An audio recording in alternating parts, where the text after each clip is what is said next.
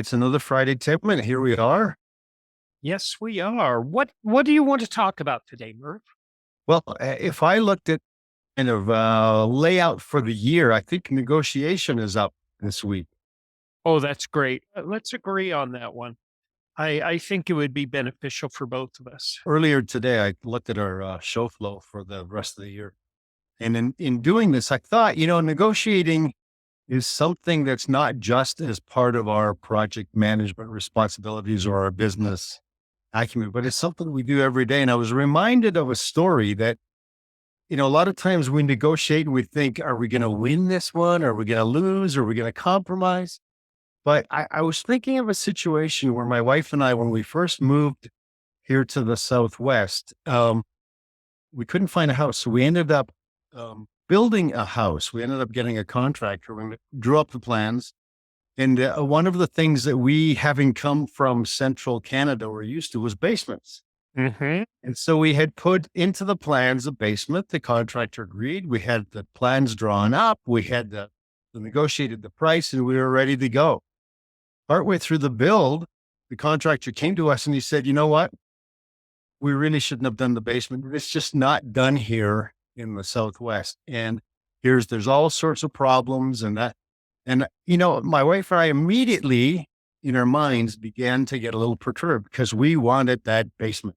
Right. But what we ended up was negotiating, and there was some room on the side of my lot where he said, "You know what? For the same price, instead of giving you the basement, we'll give you a bonus room." And so after we designed the bonus room and put it up with its own entrance and that sort of thing, we ended up having a situation where, as our children were growing up, it became one of those rooms where we could put them and their friends, let them make as much noise and mess as they wanted. And it didn't cost us anything in terms of our peace and quiet. But more importantly, as they grew up and left the house, I took it over as my office. Now, if you can imagine an office that was large enough to house a full sized pool table in the middle of it, that was my office. It was That's fantastic. that's an office. That's an office. That's an office. So when I look at it, we were disappointed, but we negotiated in good faith from both sides. And I think we came out further ahead than that original basement. So negotiation sometimes can be a very positive, um, a very positive situation in anything that we do.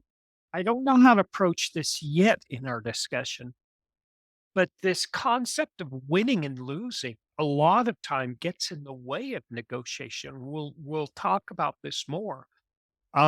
It's creating the ideas through bouncing ideas off of each other that actually creates really good negotiation and extra value that you need to prepare for. Well, and I had the same exact thought process that you did. Why? How did negotiation ever get to the point where there has to be a winner and a loser, or so it seems? No, the minute you think of negotiation, you think of conflict, or you think of those sorts of things that just get in the way of good relationships. So I don't know. I think I'd like to talk about both sides of the negotiation equation, which is why I started off with what I consider a win-win-win situation, because I did not expect to win that well in that housing negotiation. But I think maybe let's start this way. Let's just kind of come up with the simplest definition we can think of for negotiation and then take it from there. Does that sound good? Good. Let's do it. What's your go-to definition for this tool? I think my simplest definition is to two or more parties, typically two parties, coming together in a discussion aimed at reaching an agreement. It's as Very simple as, I think it's as simple as that. So good. why is it so difficult? What do you mean as agreement? Let's get down to brass tacks. What do you mean by an agreement? To me, an agreement is something that is palpable for both sides. I probably didn't use the right word there, but basically it's something that both sides can say, I came away from that situation satisfactorily meeting the needs that I had going into that situation. Very good. That Very makes good. sense. Yeah, so there's satisfaction and there's needs involved in your definition. I like that. If you go to the just the clinically antiseptic definition, agreement means we share the same idea or thought. And yours actually has that finesse on it, that has that human component that we like. Yeah. And, you know, using that housing example, I came out, I think, better off than had we just had sort of a dark, dingy basement. But the contractor also came better off because he satisfied his customer and didn't lose any money. He didn't have to put any more forward in terms of, in fact, he may have saved a little money. I don't know. But we were both satisfied with the final price and with the final situation. So I think in that case, we came to an agreement that coming from two different sides, the agreement still satisfied both parties and met both parties' needs. That is very interesting. Yeah, and one of the things that I want to actually impress on the audience, I think there's a difference between agreement and consensus. We've talked about consensus before. Agreement is having the same idea. Um, Consensus means that we may not have the same idea, but I support the group or the relationship in such a way that I'm able to commit to the results of the decision. We're talking about agreement here. We're not talking about, maintaining a group. The relationship in a negotiation may be just the life of the exchange. And we have to agree on that. That's true. And if you think about it also, what I'd like our audience to know is that it's not just a business type of relationship. I mean, think about your daily situation. Where in your every single day of life do you not negotiate something? Even negotiating with yourself. Oh, I can push out breakfast a little bit. I got a couple things to do. Think about you and your spouse deciding on, or you and a good friend deciding on what movie to go see. Or yeah, exactly. You know, it Um, becomes, yeah, I agree with you. Negotiation is a constant tool. Now, here's where it gets freaky. Okay. We think making decisions together is just natural. Negotiation is a galaxy of skills and practices and attributes. What if we treat every decision in our life as a negotiation, even if we did not tell the other people that we were treating it as such? We were looking out for our best interests and we were looking out for their best interests just as a part of being a human being. And negotiation was just there was no there was no decision that was not a negotiation. well, that I think that makes a lot of sense with one caveat, Tim. And that caveat being, what if I don't know your favored outcome of the situation we're in? Then, you know, it's hard for me to kind of look out for your interests. I do want to look out for your interests, but I need to know what those are. I agree with you totally. It's basically still, even for just one conversation, it's a relationship, and we have to explore that relationship. And yet, I was trying to think, I've got a 4-year-old grandson. Actually, he just turned 5. And if you've ever had practice in negotiation, practice negotiating with a 5-year-old. That's just, you know, I mean, talk about, I think the most hard-nosed CEO I've ever come up against would not stand a chance against my 5-year-old grandson. Oh, yeah. You're not wearing those shorts to school. It's February and there's 2 inches of snow outside. Right.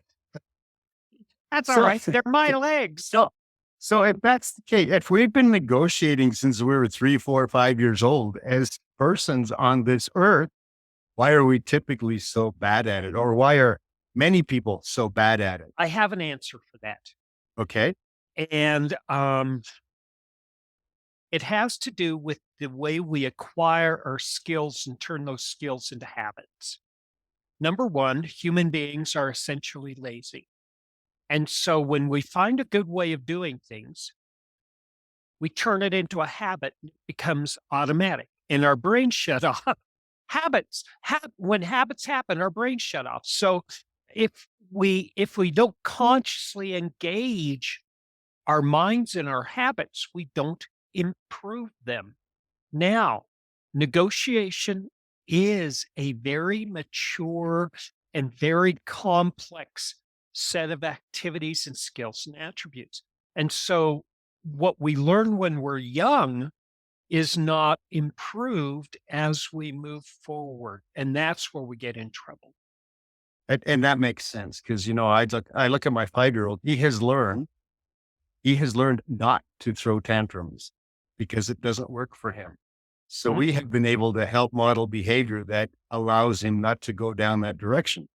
But if you can imagine those people who are used to getting their way by throwing the equivalent of a 5-year-old's tantrum, and they carry that into an adulthood, whether that's through anger or whether it's through selfish desire, whatever it happens to be, then I can see exactly what you're saying. It's a learned habit from when we were young that we've never learned. I mean, we may have changed the method, but we haven't changed the attitude behind the method. And so therefore we never do negotiate in good faith. And often the outcomes aren't what we're desiring.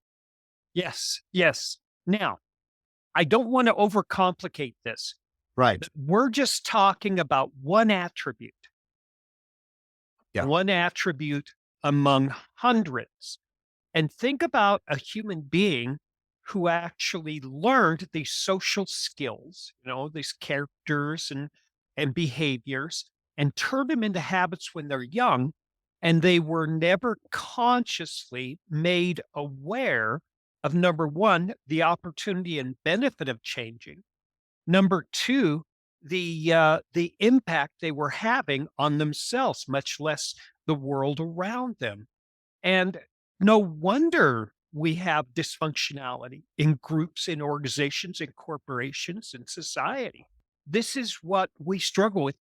And turn that around. I've also seen it the other way. In fact, it's probably been part of my upbringing in terms of my own parents and grandparents. And that is that you learn to, and I'll use the term negotiate, although I would never use that with a child, but we also have learned to do it in a favorable manner such that not only do we get what we desire, we watch with anticipation and with pride when we see the people we are negotiating with get what they desire as well. That can also be a learned behavior as part of our upbringing.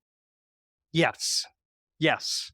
And it's something that has to be consciously cultivated. Yeah, It is really hard being a parent. It's more hard being a parent than it is being a manager or a supervisor. I, I'm one of those people who say, number one, you should have a user's manual when you become a parent. yeah. Number two, you should have a license. You should demonstrate Uh, you have authentic capabilities and skills to actually drive the car of being a parent. That's true. Yeah. So when you find yourself in a situation like that, by the way, from your own learned habits growing up and then also in management on your own, do you find yourself in situations, for example, on the project or in business situations, do you find yourself negotiating a lot, or do you think that you're able to establish what you need fairly easily? It depends. It depends.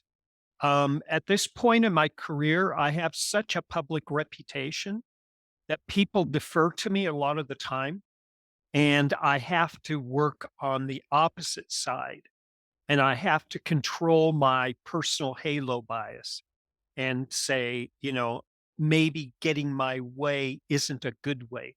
Now, I didn't have that 5 or 6 years ago, but because of the draw and because of my visibility, I have to do that more. Now, that being said, yes, everything is a negotiation with me. My students in class, if they have an idea, I will consider it. I may not consider it this moment, but I will capture it and I will compare it. But I expect everyone to do the same um, to do the same diligence. and have the same respect for everyone around them. If they expect me to be that flexible, they must be that much flexible in return. Yeah, and what I think what you said is valuable as well, from the fact that we can get to that situation where we almost develop a complacency because it does come fairly easily to us because of reputation or because of situational processes that we find ourselves in.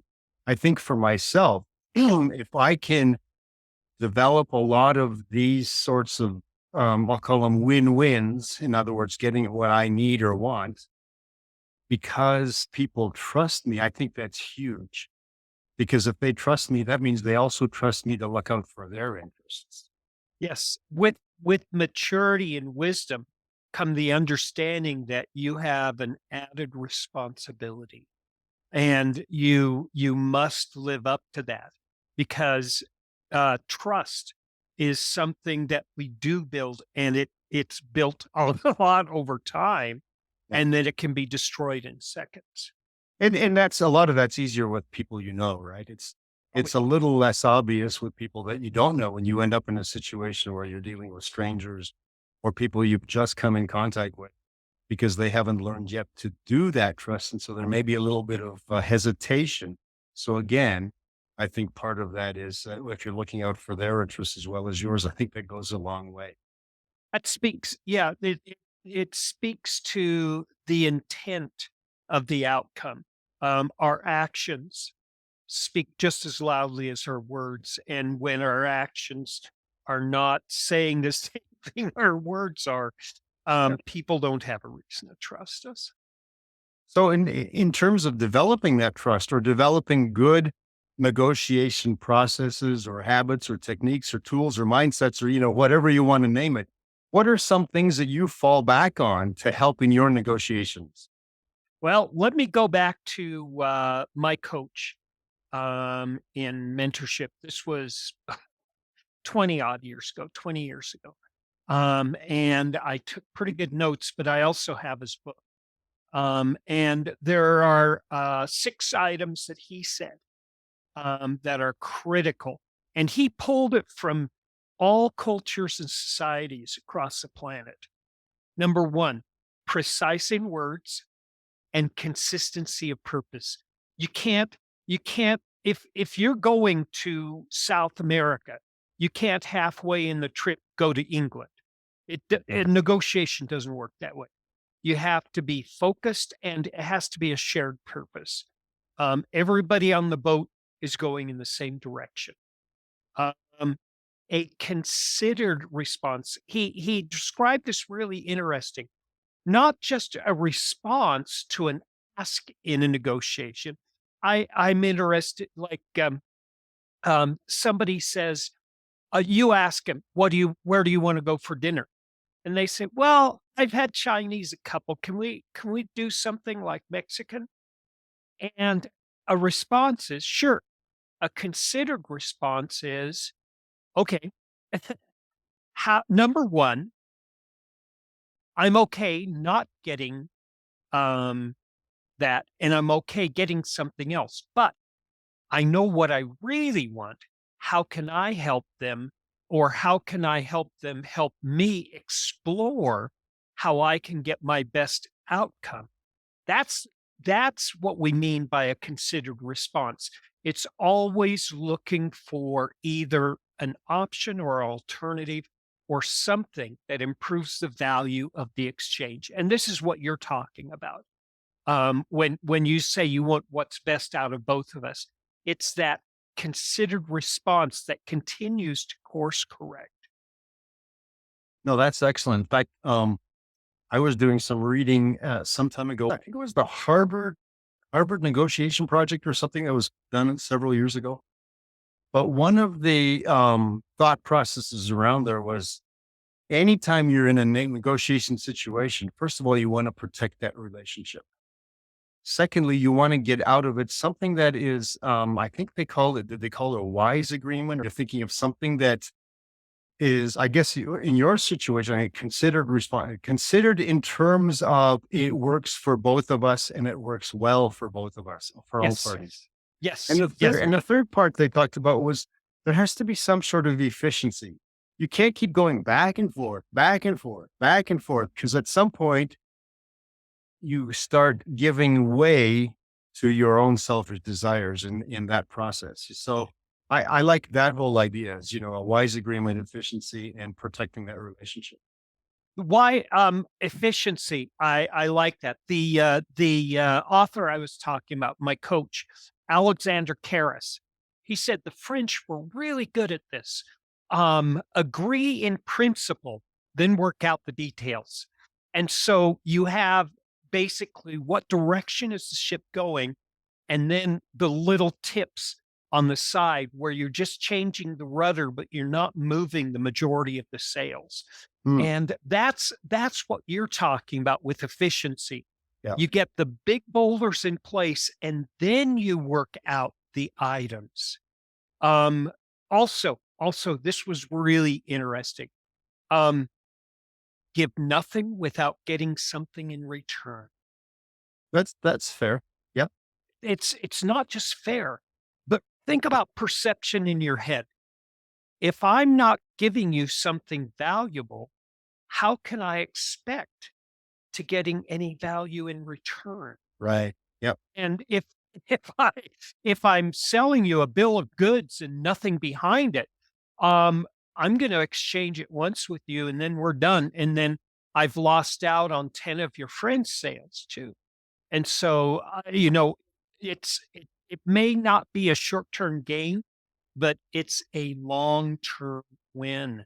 Yeah. And that's the art of negotiation, whether you know these people or not. You're a person of your word, and all cultures in society look at this. Um, word is bond. We have word, whether it's written or oral. And if we go in expecting we have this and we find others don't, we just don't trade with them anymore. We find somebody else who's like us. Which goes back to the first point you made, and that was in terms of using precise language. Yeah. As part of having your word and being taken for your word, taken at your word is the fact that you have precisely described what it is that you need from the negotiation or from the arrangement. So that makes a lot of Exactly. sense. That makes a lot of sense. Yeah. Exactly. Exactly. So you've done your homework and you've also gone to school for this, and you may have gone through workshops and such. Where would you tell somebody to go, or what? Where would you start to learn the negotiation in these times? Well, I think for me, and it's just my preferred way of learning, is I like to garner from books or from people that I trust. And I've learned to trust people like Robert Fisher and I forget his partner's name, but they did the Harvard negotiation project. Mr. Uri, I think his name was. People like that who have studied it, who have not just done theory, but who have put it into practice and who have watched outcomes. And I think in your situation, who have looked cross culturally, because, we in the US have a unique look at things, but we don't negotiate just with people here in the US. And by the way, the US is becoming much more cosmopolitan in terms of its cultural approach as well. And so we deal with different cultures, even in our own negotiations. So I think for me, I go to some of those experts who have done more than just theory, but have also put it into practice. Yeah, mine are the old timers. Chris Voss, he's becoming an old timer. He didn't used to be 20 years ago. And you can find him out on YouTube. He's pretty cool. And he wrote a couple good books. And then there's Alexander Karras, who was one of the early promoters of negotiation in the 60s and 70s. And he was still doing his workshops in the mid to late 90s. And Yeah.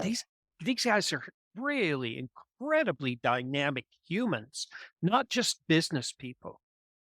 Yeah. There's another author that I like as well. His last name is Nierenberg, and he wrote books like The Art of Negotiation. So you can't get much more basic than, calling your book The Art of Negotiation, and therefore covering some great approaches to.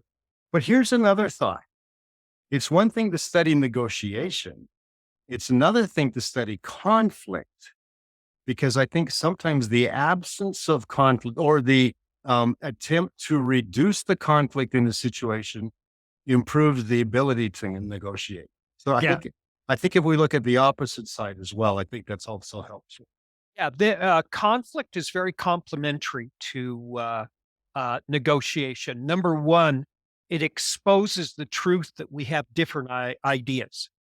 Um, and conflict, when it's not managed, is harmful. Conflict, when it's managed, gives you an opportunity to lay different ideas out on the table to create innovation. And so I've never been a strong proponent of conflict is bad. It doesn't work that way for me. Yeah. Second of all, when I was exposed to negotiation, I was exposed to it in such a way that, like you said, it's not just, getting your way. It's not just solving a problem or getting through a roadblock. It's just the way humans interact. It is. And when I think of negotiation too, what I've learned as I have matured as an adult, because believe me, when I was a young hockey player, I didn't negotiate well. Mhm. Typically you took out your aggression on the other team member, and that's how you negotiated. Oh, exactly. But if you think about it, so as I matured, here's what a couple things that I learned. And this kind of goes back to mindset, maybe tools, maybe techniques. I'm not sure. But one is if you're too nice in negotiation, you get taken advantage of. If you're too hard nosed in negotiation, it can become adversarial. And so I think I fall into a camp of looking, I think you mentioned the word before, principled. I look into a camp, or I try to follow a camp of being a principled negotiator. That is, I separate the person from the substance of the negotiation. And so therefore, even if he or she and I cannot come to agreement, that is not the person that's the problem. It's the situation that we both can't come to an agreement on. So again, that becomes a more principled approach. And I don't have to be hard nosed, and I don't have to be too soft in those situations. I can just lay it out there. Isn't it interesting when you move the agreement or the consensus or the negotiation or even the management of conflict away from people to the actual source of the conflict? Even introverts can pull this stuff. It Yes. it, it really amazes me, and I love to see the light bulbs go on when I talk about this fact. You don't argue the people, you argue the problem. You get the problem out on the table and everybody gets to the same side of the table, and then we can come up with really great ideas. Yeah. I mean, think of a situation. I've been in contract negotiations, for example, where I, as the contractor, cannot go below this certain price. I have to make a certain profit margin in order for my company to survive. The client who is requesting my services, however, has a budget and they can't go above that. So that is not the client's fault. It is not my fault. We both have our needs for the certain budgetary or compensatory situation. But that doesn't mean that we can't say negotiate for maybe lesser services that they could live with, or my priors or something along those lines. But again, if we keep the people out of it and go to the crutch of the problem, the situation, then we can come to an agreement based on the facts, not the personalities. Let's talk about precision of words Yeah. because you're talking about needs. I can't. I cannot physically or financially or intellectually do this. It doesn't work. Objective. Yeah. I desire this. I want this. Now, you have just created a little cushion that says I can modify my objective a little bit within this expectation of need. And there is where the negotiation occurs. Now, Yeah. if we can get to that precision in the relationship and the discussion, we're home free. If I understand my needs, hard needs, and my objectives, and you say what your needs and what your objectives is, and then it's just a matter of give and take. And so now neither of us are welded to our position, which is good. Now we can actually brainstorm ideas together. And now we're working on a common solution as opposed to having two positions that aren't in alignment. It's exactly where negotiation needs to occur. Everything to that point is the buildup to negotiation. It's the establishment of the understandings and the field, the playing field, and also the rules of the game. And it, every culture does this differently. You know, in the Middle East, in Europe, in the Far East, in the United States, we do it in different ways too. And we have to understand that there are rules. They may not be formal rules that are documented anywhere, but there are certainly rules. Well, even as you said that, imagine negotiating a contract, let's say in the state of New York, which tends to be more upfront, more I don't want to say confrontational because that would be stereotyping, but very much more vocal in terms of the impression versus, let's say, negotiating that same contract in Hawaii, where people are much more face saving and much more wanting to please, perhaps. And so, just even there, you can come to the same conclusion, but the approaches you may use because of the differences in personalities and styles, maybe something that you have to look at and look differently. That's within one country. Yeah, and I've had the same experience internationally. Germany and Israel. It's this is it. And when you go to Italy, they say, slow down, slow down. Let's have a cup of coffee. What do you do on the weekends? What are your vacations like? I And like that one. I do too. Yeah, Italy is wonderful with their way of negotiation. The Middle East is incredible too. If you allow them to take the lead on the development of the relationship, that's where the game field can actually be established real strongly. Absolutely. In fact, my first impression of what you had just described in Italy was in Puerto Rico. Very much similar, where it's over a nice cup of very strong coffee, some cookies, Uh, some conversation, and then you just get down to a spirited conversation. And it's yes, refreshing because the value of the relationship starts in the negotiation.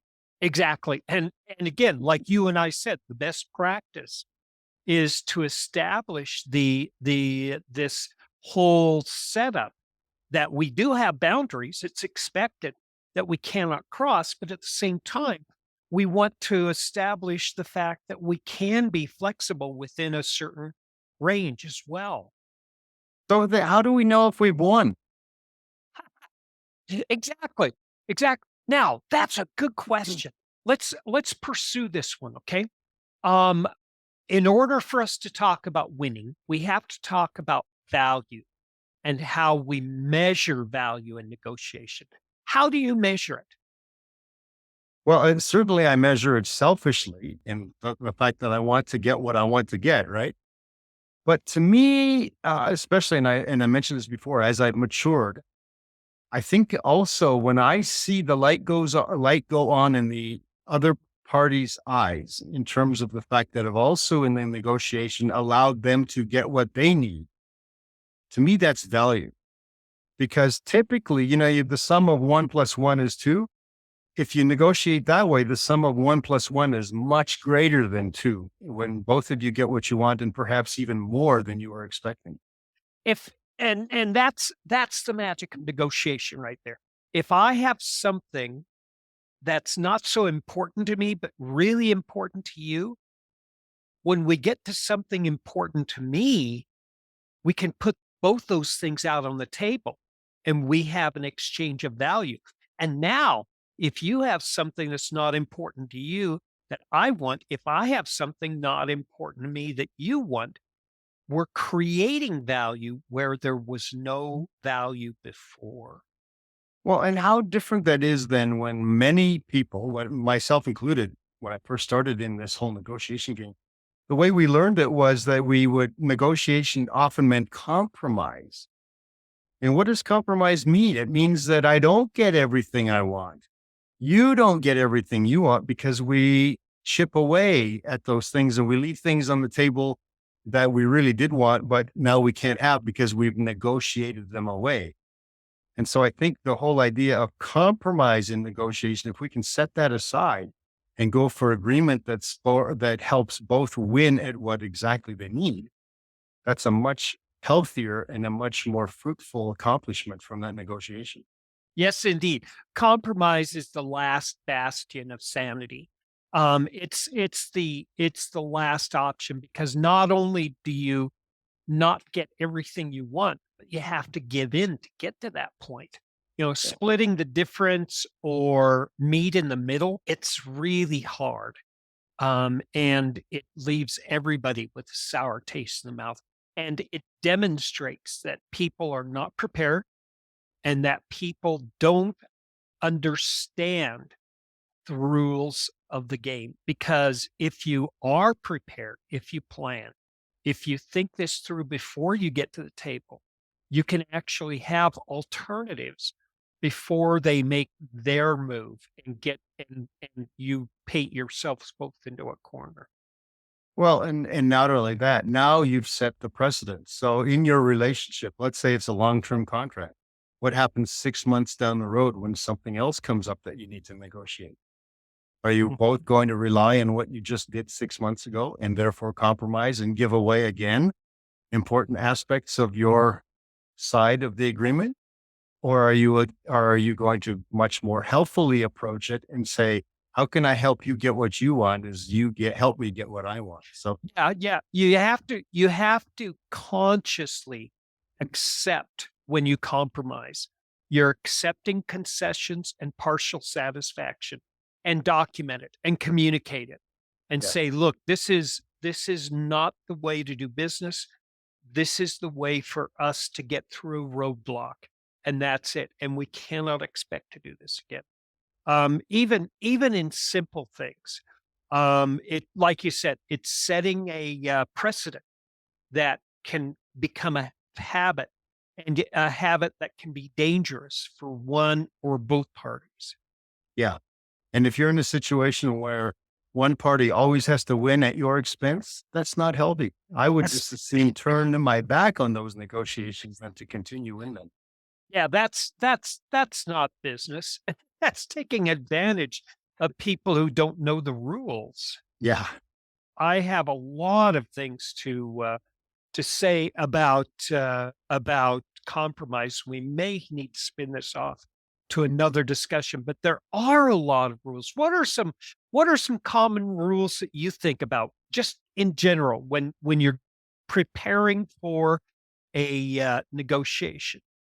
Well, that's it. Prepare. I mean, when I go into a negotiation, am I going in and saying, I'm hoping, let's see what happens as a result of this conversation? Wow, I want to go in and say, let's say I'm negotiating a contract. I want to get so much for my services. And I don't care if that means I'm working for you 2 days a week or 6 days a week. I need to get so much for my services. I need to go into that negotiation knowing what my bottom line is.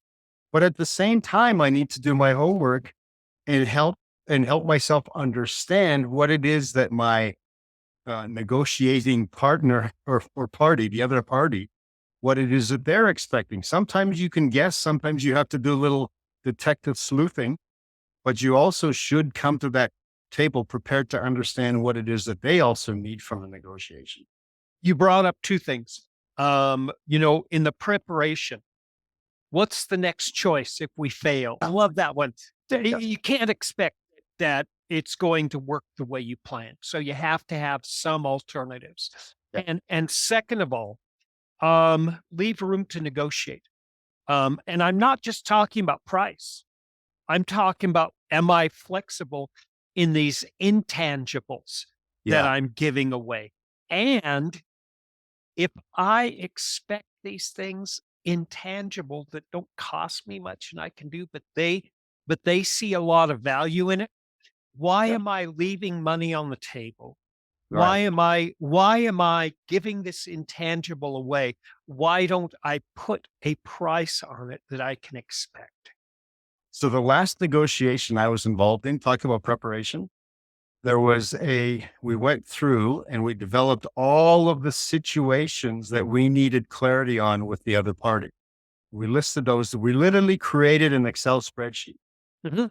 based on a response to a request for proposal. And as we laid out all of these things in one column, the next column, we said, here is exactly what we expect from dealing with this. But then we had, like you just suggested, we had a third column. And the third column said, is what is the least we will accept from this particular point? So if we can get this and still keep the other party happy, that's great. But if we can't come to an agreement on that point, then this is the least that we will allow ourselves to do. And even the least is something that we can live with. And I don't mean live with in terms of, oh, that's the compromise. No, no. In terms of this is something that we absolutely need. I could do better, but this will still satisfy my needs. So again, preparing, I think we had 40 items in that sheet. Talk about being prepared. Yeah, yeah, and it makes the negotiation easier. It doesn't add conflict. It Right. puts the things out on the table that you can discuss in an unemotional manner. Yeah. Now, Um, when we put it on the table, we only put in column number one. of We course. show them columns 2 or 3, but yes. You know, that's an important thing too. I hate to say this, but there are some strategies that are really tried and true. Number one, if you're the buyer, you're going to want a cost breakdown. Yeah. You absolutely need one. Now, it's not it's not to the benefit of a seller for a cost breakdown. And That's true. we have to understand that.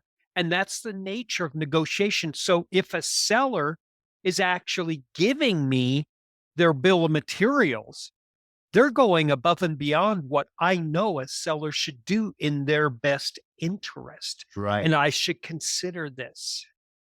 No, exactly. And then consider in terms of the fact that they are now dealing fairly with me, right? Exactly. Yeah. Exactly. This is the mindset that we're looking at. It's a lot more precise and meticulous than most people think of. So in that situation where I just talked about being prepared, how do you prepare for those situations? Do you have any techniques? It's the same thing. Um, First of all, I lay out my objective. And like you, I lay out what my needs are, right? And what happens if I don't hit my objectives, but my needs? I'm willing to say yes. And what is my comfort zone? And I look at my risk to tell me what the comfort is. Yeah. What might happen? What what might I or might I not have considered? What are previous errors in estimation? All these things. Of course, I don't do this when selecting dinners, but when I'm getting into a business contract, these are the exact things I'm thinking of. Well, just think of your last car buying experience.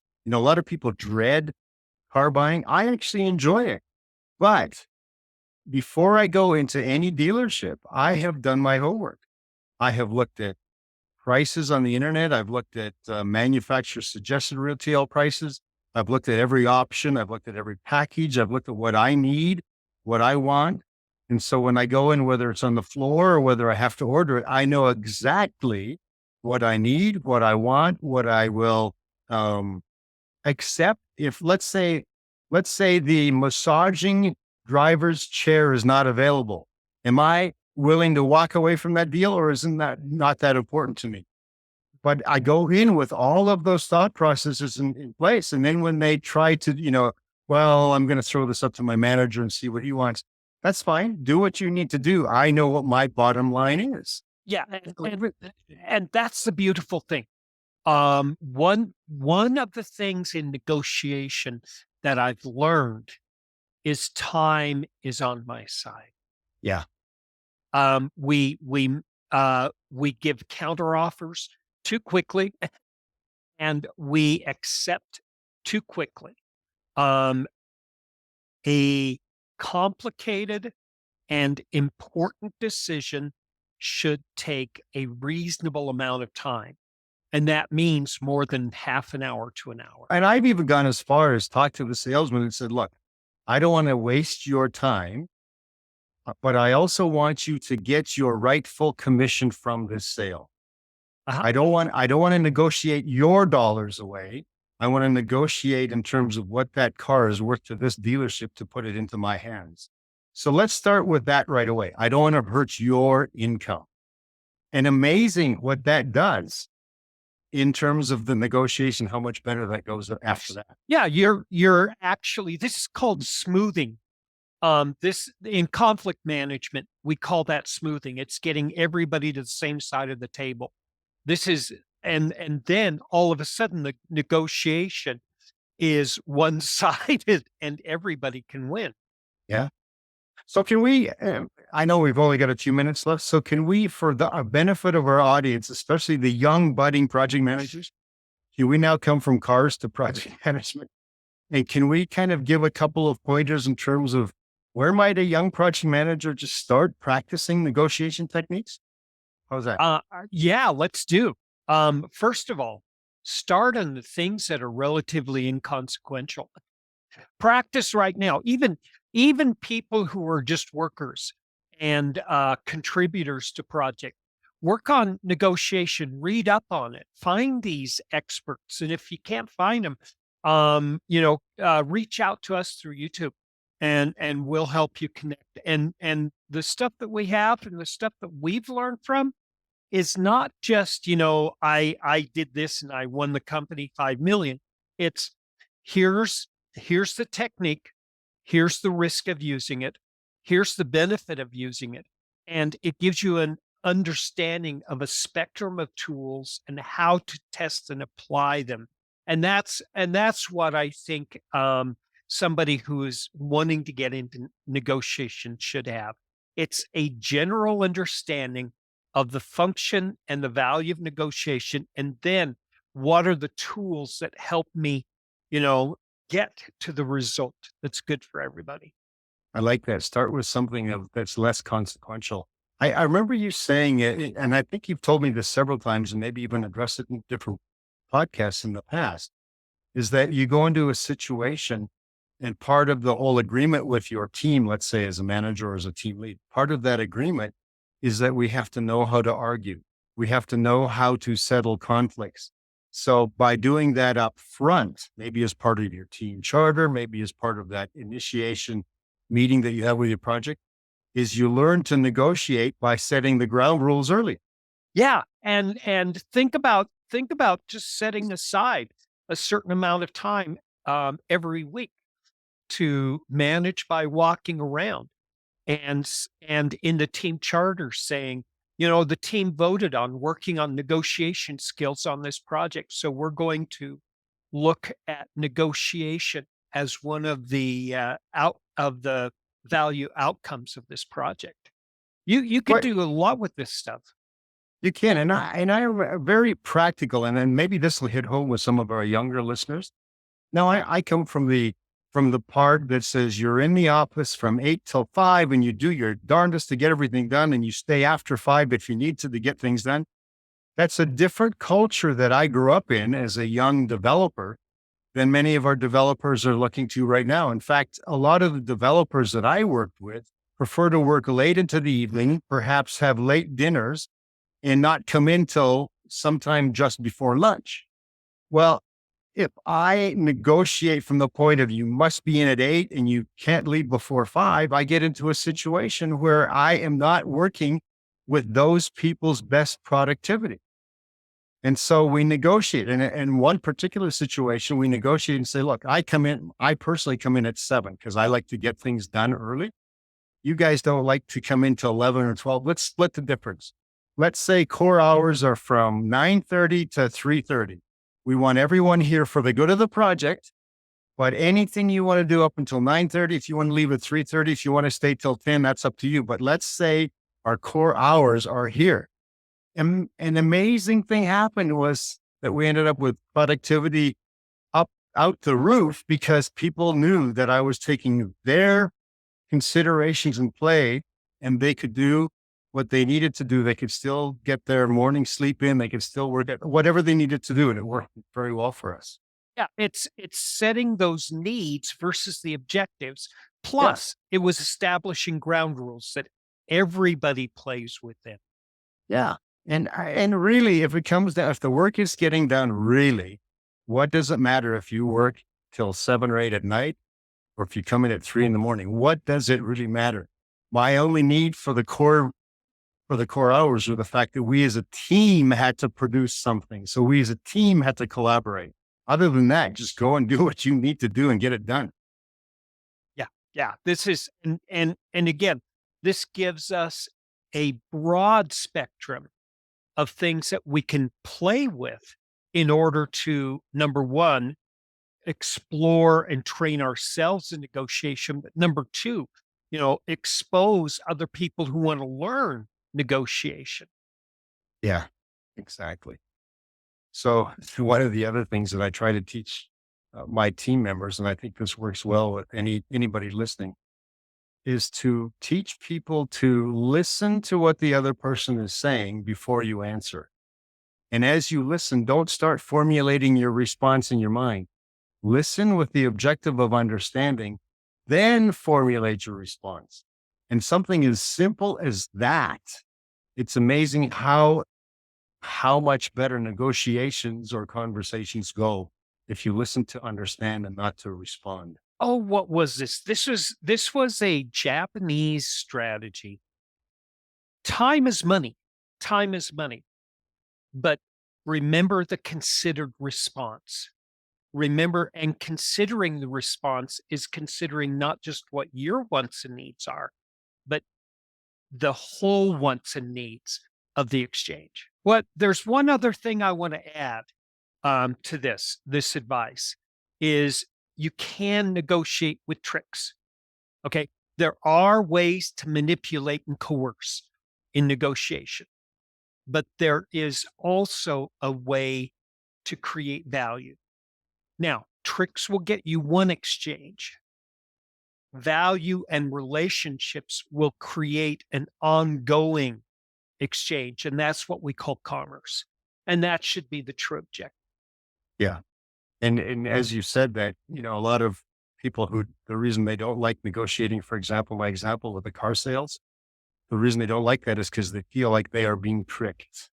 You Yeah, never want to feel like you're being tricked. So yeah, now I can see that it works once in that relationship and it may spoil the relationship. So yeah, exactly. value speaks louder than anything in negotiation. That's exactly right.